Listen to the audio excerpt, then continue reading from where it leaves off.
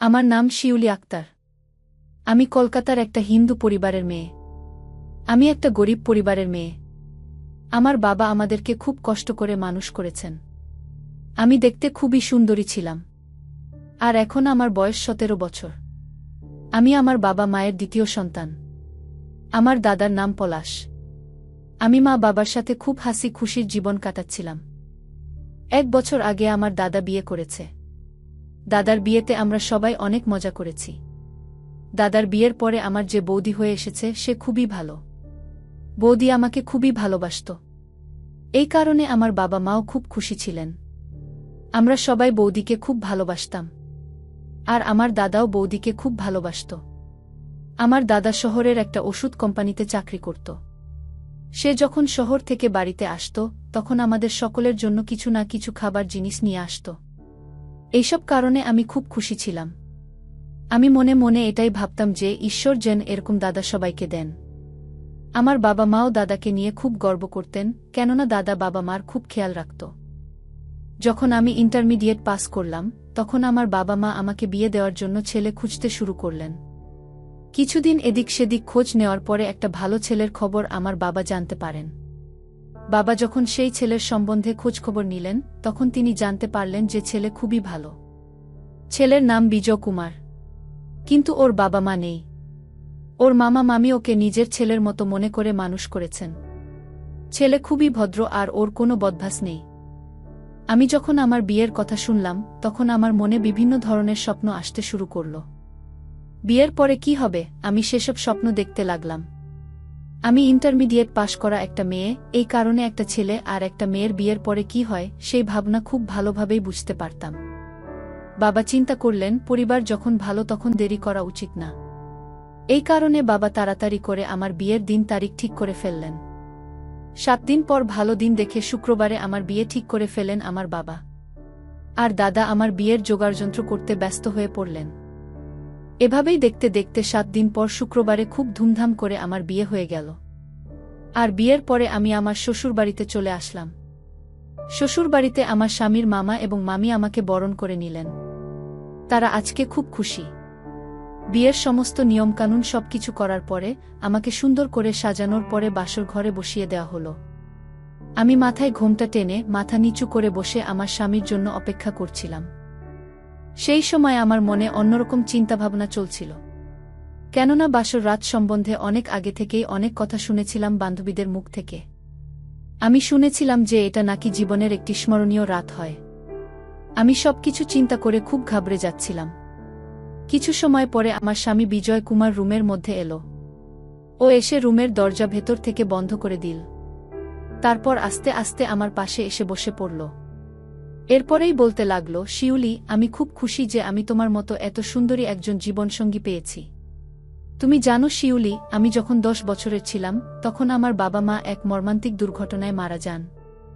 তখন থেকে আমার মামা এবং মামি নিজের সন্তানের মতো করে মানুষ করেছেন, আমাকে পড়াশোনা করিয়েছেন। আমি চুপচাপ আমার স্বামী বিজয়ের কথা শুনছিলাম।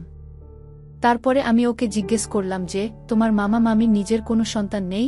এই কথার উত্তরে আমার স্বামী বিজয় কুমার বলতে লাগল, আমার মামির বিয়ের পরে অনেক দিন অবধি কোনো সন্তান হয়নি। এরপরে মামা মামিকে অনেক বছর ধরে চিকিৎসা করালেন। তারপরে গিয়ে তিনি সন্তান সম্ভবা হন। কিন্তু বাচ্চা হওয়ার সময় যখন এলো তখনই হঠাৎ মামির শরীর খুব খারাপ হয়ে যায়। ডাক্তারের কাছে নিয়ে গেলে ডাক্তার মামিকে চেক আপ করে বললেন মা এবং সন্তানের মধ্যে যে কোনো একজনকে তারা বাঁচাতে পারবেন। সেই সময় মামা বুঝতে পারছিলেন না যে সন্তানকে বাঁচাবেন নাকি মামিকে বাঁচাবেন। তারপর তিনি সিদ্ধান্ত নিয়ে ডাক্তারকে বলে দিলেন যে মামিকে যে কোনো উপায়ে হোক বাঁচান। সেই সময় ডাক্তার মামিকে অপারেশন করে বাঁচালেন, কিন্তু ডাক্তার এটাও বলে দিলেন যে তিনি আর কোনোদিন মা হতে পারবেন না। এই দুঃখ থেকে আমার মামা মামি অনেকদিন অবধি বের হতে পারেননি। এর কিছুদিন পরে আমার বাবা মা রোড অ্যাক্সিডেন্টে মারা যান। তখন থেকেই তারা আমাকে নিজের সন্তানের মতো ভালোবেসে মানুষ করেন। যাই হোক না কেন, মামা মামির ঋণ আমি কোনোদিন শোধ করতে পারব না। এই কথা বলতে বলতে আমার স্বামী কেঁদেই দিচ্ছিল, প্রায় তার চোখে জল এসেই পড়েছিল। তখন আমি আমার স্বামীকে বললাম, তুমি এত চিন্তা করছো কেন? এখন থেকে তো আমি তোমার পাশে আছি। আমি সর্বোচ্চ চেষ্টা করব তোমার মনে শান্তি দেওয়ার জন্য। এবং আমি মামা মামিকেও ঠিক বাবা মায়ের মতো দেখব। আমি তাদের এত ভালোভাবে সেবা করব যে তারা সবসময় হাসি খুশি থাকবেন। কি এই কথা বলার সময় আমার মধ্যেও কিছুটা আবেগ অনুভূতি হচ্ছিল। এরপরে আমি আমার স্বামীকে বললাম, আজকে আমাদের বাসর রাত। তুমি কি এইসব কথা বলে সারা রাত শেষ করে দিবা নাকি? আমার মুখ থেকে এইরকম কথা শুনে আমার স্বামী আমার দিকে এক অন্যরকম চাহনি দিল। তার চোখের দিকে তাকাতেই আমার কেমন জানি করল। জীবনে এই প্রথম কারোর দিকে এইভাবে তাকালাম। সেও আমার দিকে তাকালো। তারপর আস্তে আস্তে আমার স্বামী একটু অন্যমনস্ক হয়ে উঠল। তারপর এক পর্যায়ে আমার স্বামী আমার সাথে ভিন্ন কিছু করার চেষ্টা করছিল, কিন্তু সে এই বিষয়ে ছিল একেবারেই অনভিজ্ঞ। সে খুব একটা বেশি বুঝত না, সে একেবারেই বোকার মতো ছিল। কিন্তু আমিও তার কাছ থেকে ভালো কিছু পাওয়ার চেষ্টা করছিলাম। কিন্তু কিছু সময় পরে আমার স্বামী আমার এখান থেকে উঠে দূরে সরে গেল। ওকে দেখে বাইরে বাইরে যেমনই মনে হোক না কেন, ভেতরে ভেতরে ততটা পুরুষত্ব ছিল না। তার অবস্থা খুবই খারাপ ছিল। এইসব দেখে মনে মনে আমার খুব রাগ হচ্ছিল। আমি এই রাতের জন্য কত স্বপ্ন দেখেছিলাম আর কত স্বপ্ন নিজের মনে সাজিয়ে রেখেছিলাম, কিন্তু আমার সেই সমস্ত স্বপ্ন আর আশার উপর জল ঢেলে দিল। তার অবস্থা যে এত খারাপ তা তো আমি জানতাম না। মনে মনে খুব হতাশায় পড়ে গেলাম আর ভাবতে লাগলাম যে একজন স্ত্রী তার স্বামীর কাছ থেকে কি চায়। আর এদিকে বিজয় কুমার হঠাৎ গভীর ঘুমে ঘুমিয়ে গেল। কিন্তু আমি একটা তৃষ্ণার্ত কাকের মতো হয়ে আছিলাম, আমার মন তখন অন্য কিছু চাচ্ছিল। এভাবে অন্যমনস্ক হয়ে হঠাৎ আমিও ঘুমিয়ে পড়লাম। কখন যে সকাল হয়ে গেল বুঝতে পারলাম না। আমি সকালে উঠে ফ্রেশ হওয়ার জন্য বাথরুমে চলে গেলাম। যখন বাথরুম থেকে ফিরে এলাম তখন দেখলাম মামা ঘরের বারান্দায় সুস্থ থাকার জন্য ব্যায়াম করছেন। তাকে এভাবে ব্যায়াম করতে দেখে আমি অবাক হয়ে গেলাম যে মামার বয়স 50 বছর হওয়ার পরও তাকে একটা ইয়াং ছেলের মতো মনে হচ্ছিল। যাই হোক, তারপরে আমি ঘরে ঢুকে কাপড় বদলে রান্নাঘরে গিয়ে চা বানাতে লাগলাম। কিছু সময় পরে যখন আমি চা বানিয়ে মামাকে দিতে গেলাম তখন মামা আমাকে জিজ্ঞেস করতে লাগলেন, বৌমা, তোমার মামি কোথায় গিয়েছে? তাকে তো কোথাও দেখতে পাচ্ছি না। মামার এই প্রশ্নের উত্তরে আমি বললাম, মামি রান্নাঘরেই আছে, আর কিছু কাজ করছেন গু। এভাবে মামা, মামি এবং আমি ও আমার স্বামীর সংসার খুব ভালোভাবে চলছিল। কিছুদিন পর লক্ষ্য করে দেখলাম যে মামি যখনই কোথাও যেত মামা তার পিছনে পিছনে সেখানে যেতেন আর মামির সাথে কেমন যেন আচরণ করতেন। মামি মামাকে বলতেন, আরে এখন তো একটু সাবধান হও, বাড়িতে নতুন বৌমা এসেছে। যদি সে এসব দেখে নেয় তাহলে কি ভাববে বলতো? তোমার কোনো বুদ্ধিশুদ্ধি নেই। তখন মামা বলতে লাগতেন, কি আর ভাববে, সমস্ত স্ত্রীরাই এরকম আচরণ করে, বুঝেছ? মামা মামির এই ধরনের কথা শুনে আমার খুবই লজ্জা অনুভব হতো। আমি মনে মনে ভাবতে থাকতাম যে যদি বিজয় কুমার মামার মতো হতো তাহলে খুব ভালো হতো। এভাবে দেখতে দেখতে 15 দিন চলে গেল। এরপর এক রাতে আমি যখন ওয়াশরুমে যাচ্ছিলাম তখন মামার ঘর থেকে কেমন জানি একটা শব্দ শুনতে পেলাম। এইরকম শব্দ শুনে আমি খুব হতবাক হয়ে গেলাম আর মনে মনে ভাবতে লাগলাম যে মামার এত বয়স হয়ে গেছে তারপরও মামা। মনে মনে কল্পনা করতে লাগলাম আর জানার চেষ্টা করতে লাগলাম যে ভেতরে কি হচ্ছে। অবশেষে আমি ঘরের জানালা দিয়ে যা দেখতে পেলাম তা দেখে সত্যিই আমি হতবাক হয়ে গিয়েছিলাম, কারণ মামি আর মামা এমন কিছু করছিলেন যা আমি কখনো আশা করিনি। আমি কোনো রকমে সেখান থেকে নিজের রুমে চলে আসলাম।